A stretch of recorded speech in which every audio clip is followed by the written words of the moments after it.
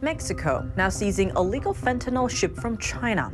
If not stopped, the chemicals could get smuggled across the southern border. The drug already killing record numbers of Americans. You talk about children being taken away from their parents. My children were taken away from me. Beijing already stopped cooperating with the U.S. on combating fentanyl after former House Speaker Nancy Pelosi visited Taiwan. What do you think should be done? Let us know below and subscribe if you haven't already. This program is brought to you by Preserve Gold, the #1 precious metals IRA provider. Call 855-962-3322.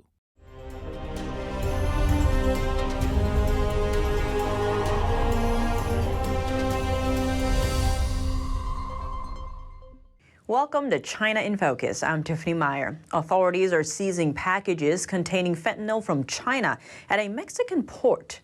The country's president saying he would ask China to help stop the drug's flow. The packages mainly contain the precursor chemicals used to make the synthetic opioid.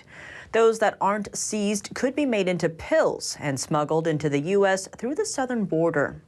Last year, U.S. authorities confiscated over 300 million doses of fentanyl, enough to kill the entire U.S. population. In 2021 alone, the drugs killed over 70,000 Americans. That's about one person every 8 minutes. To put it in perspective, fentanyl has killed more Americans than car accidents and cancer. Those deaths are breaking parents' hearts across the country. In Texas, a father lost his 15-year-old son to fentanyl. He was murdered by a drug dealer selling counterfeit Percocet pills.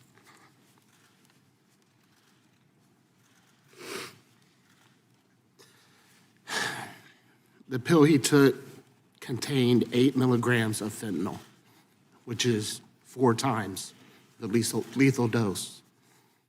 Over in Michigan, a mother lost 2 sons to fentanyl poisoning. Well, I'll tell you, in the support groups, there have been some parents who have committed suicide, siblings who have. It's devastating families. It's been very difficult for my daughters. She's calling on more to be done to stop fentanyl at its source. Now, if we had Chinese troops lining up along our southern border, with weapons aimed at our people, with weapons of mass destruction aimed at our cities, you damn well know you would do something about it. We had a weather balloon from China going across our country. Nobody died, and everybody's freaking out about it. But 100,000 die every year, and nothing's being done. Not enough is being done. Numbers are going up, not down. And you talk about children being taken away from their parents. My children were taken away from me. 100,000 Americans every year are having their children, 200,000 because it's both parents, right? Are having their children taken away from them. U.S. Attorney General Merrick Garland is calling on Beijing to stop the flow of fentanyl chemicals. The Chinese regime halted cooperation with foreign countries on fighting fentanyl last year. That's after former House Speaker Nancy Pelosi visited Taiwan, angering the Chinese regime. Beijing denies China to Mexico fentanyl trafficking. A foreign ministry spokesperson said the fentanyl crisis in the U.S. was a problem, quote, completely made in the USA. Beijing is looking to improve its relationship with the U.S., but seemingly on its own terms. Here are the details. In a meeting with the U.S. ambassador, China's foreign minister Qin Gang said that it's imperative to stabilize U.S.-China relations, citing the need to prevent unexpected incidents between the two countries. Qin laid out China's terms to improve the relationship, that the U.S. should stop trying to contain China, it must respect China's red lines, and especially handle the Taiwan issue correctly. This, according to a Chinese foreign ministry statement. U.S.-China relations have been rocky in the past months, to say the least, with the Chinese spy balloon incident Antony Blinken's canceled Beijing visit and Taiwanese President Tsai Ing-wen's meeting with U.S. House Speaker Kevin McCarthy. Last month, China staged war games around Taiwan after the Taiwanese president met McCarthy in Los Angeles. Chin appeared to blame the U.S. for the strained relationship. According to the statement, quote, a series of erroneous words and deeds by the United States undermined relations. Seemingly absent from the statement, acknowledgments of how Beijing can improve to better U.S.-China relations.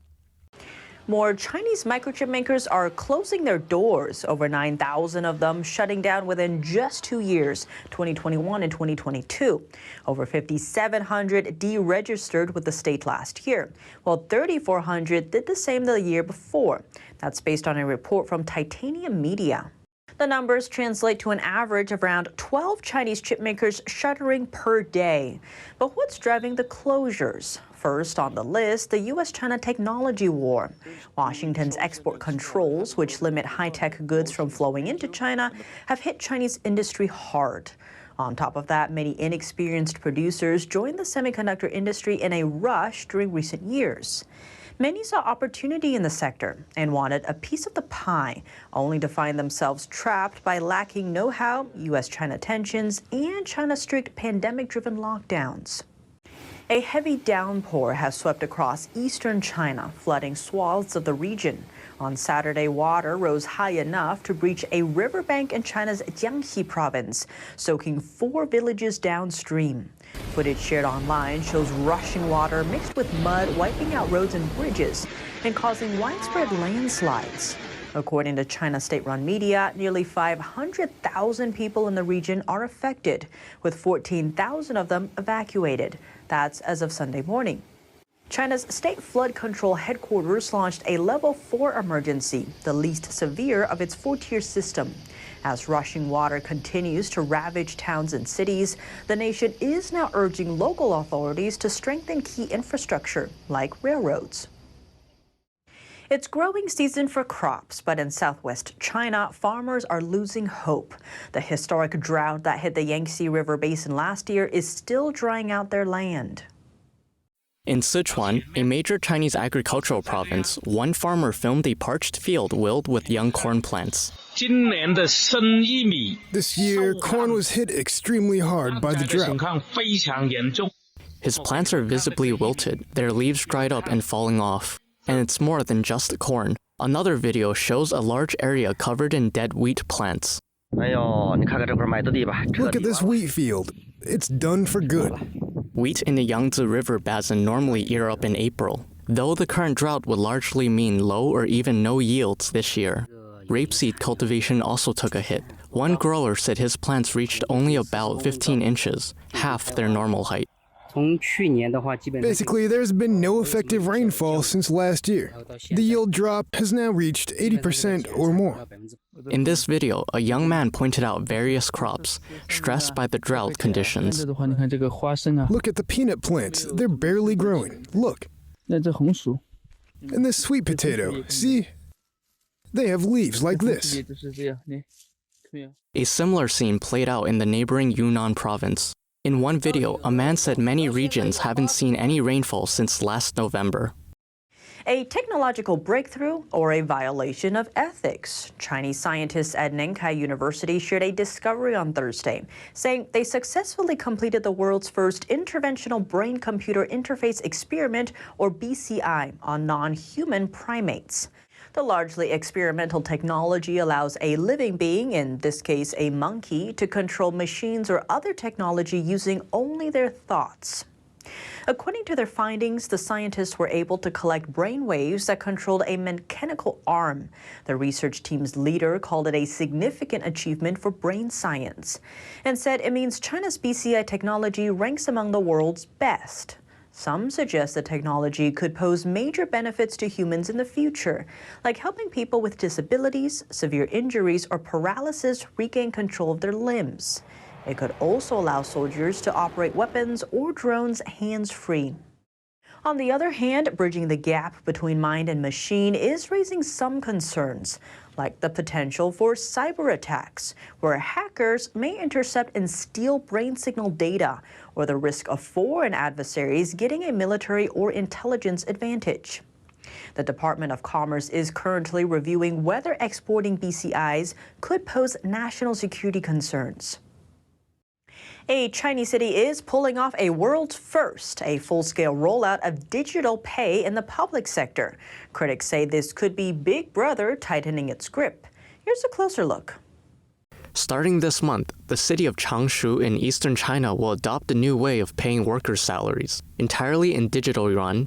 According to the city's official website, the change applies to all civil servants and employees of state-owned enterprises. The digital yuan is a digitized form of China's legal tender, issued by the country's central bank. As with other cryptocurrencies, every transaction using it is recorded and traceable. An analyst says the new initiative may boost the regime's power and reach. There would be concrete records of who is using the money, how long the money stays in your wallet, and to whom you pay it. This is something that every government dreams of. It's a tool to obtain extreme power over the public. Beijing has been trying to stay ahead of Europe and the US in a global race to develop a national digital currency. Since 2020, the regime has piloted the digital yuan in over 24 Chinese cities. Last January, Chinese authorities rolled out a digital yuan wallet app on Apple and Android stores, but hundreds of millions of users still favor more familiar, privately owned apps, like Alipay run by tech giant Alibaba, and WeChat Pay from internet conglomerate Tencent. Experts see China's latest push to boost the digital yuan as a step to contain these private companies. But one question lingers. Why is the e-salary rollout not happening in populous metropolises like Beijing and Shanghai, and instead coming to civil servants in a city of less than 2 million people? Because digital currency is still controversial, if promoted in major or export cities like Shanghai, Beijing, Shenzhen, Guangzhou, or Zhuhai, it may face more pushback. Secondly, problems may arise in the process of rollout, which will be harder to deal with in big cities. Public authorities and state-owned enterprises are the most convenient. Because they are controlled by the state, employees cannot say no. Wang pointed out a potential risk of nationalizing e-money. He said the coin relies on digital systems and networks to operate. As a result, should these facilities fail under attack, the country's economy may also collapse.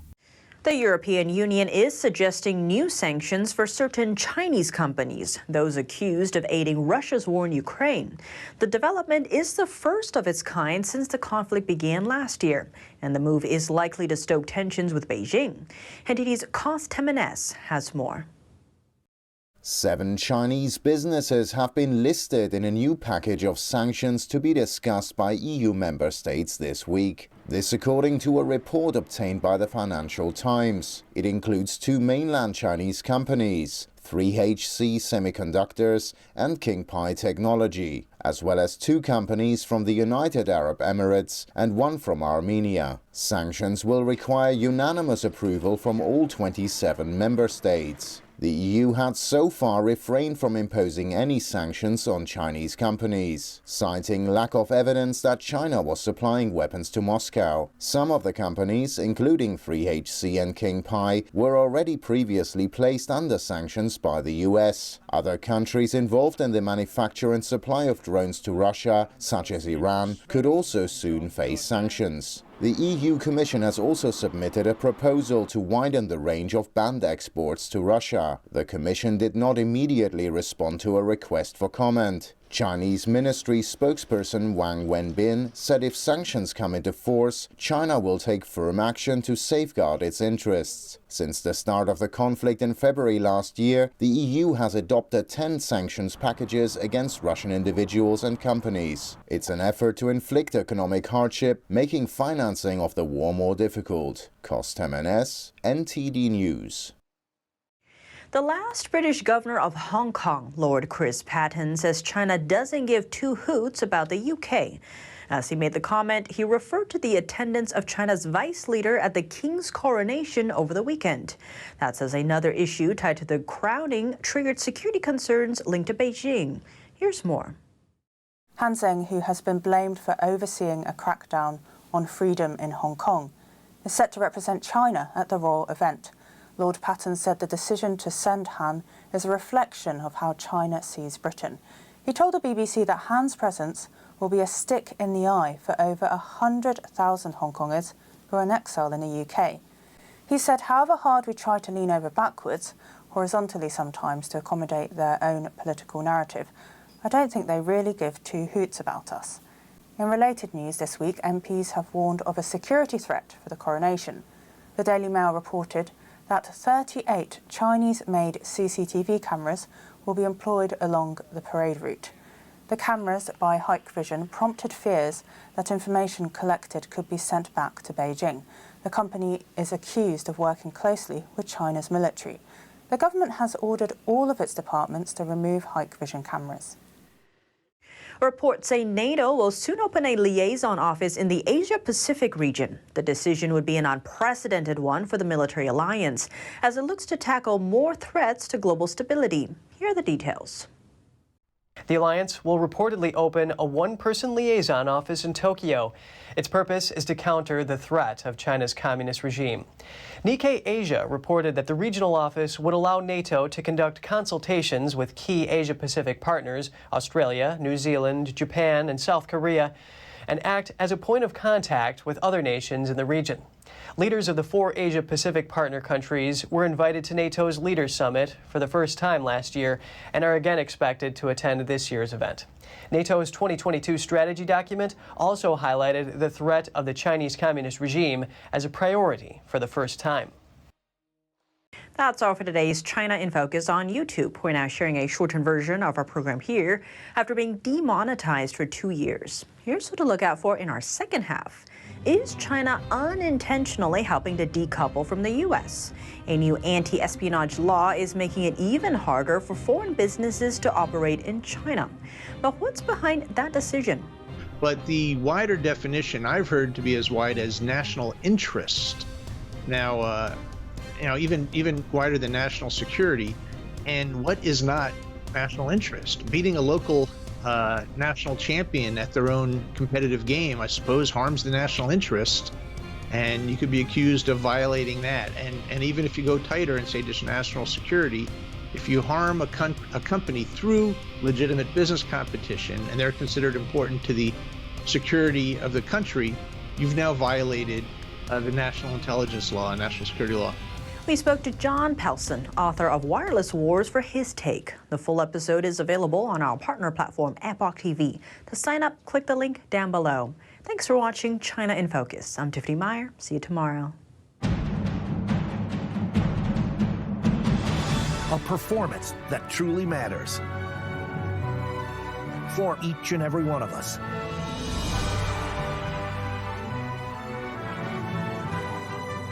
This is what you've been waiting for. See it at least once in your lifetime. Get tickets now at shenyun.com.